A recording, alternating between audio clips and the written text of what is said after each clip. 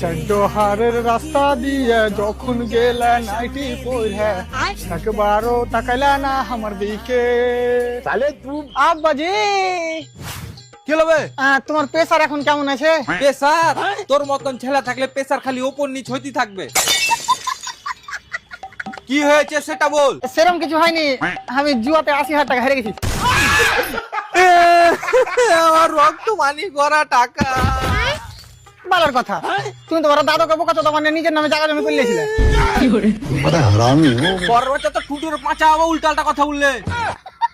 যা মোটরসাইকেল খান বাইর কর, ভুরকুন্ডা থেকে হার লেগে এক বান্ডিল বিড়ি গালা লিয়ে গে। বিড়ি নাই, বিড়ি শেষ হয়ে গেছে। কই মোটরসাইকেল? কেন বে হারকে মোটরসাইকেল কি হলো? ওই মোটরসাইকেল খানটা বিক্রি করে তো আমি জুয়ার টাকা গালা শোধ করেছি।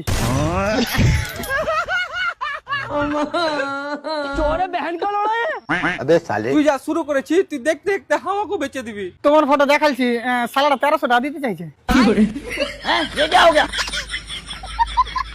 আমি বললো যে যত সুয়ারের মতন মুখ হোক না কেন আমার আব্বার, এত কম রেট আমি দিতে পারবো না।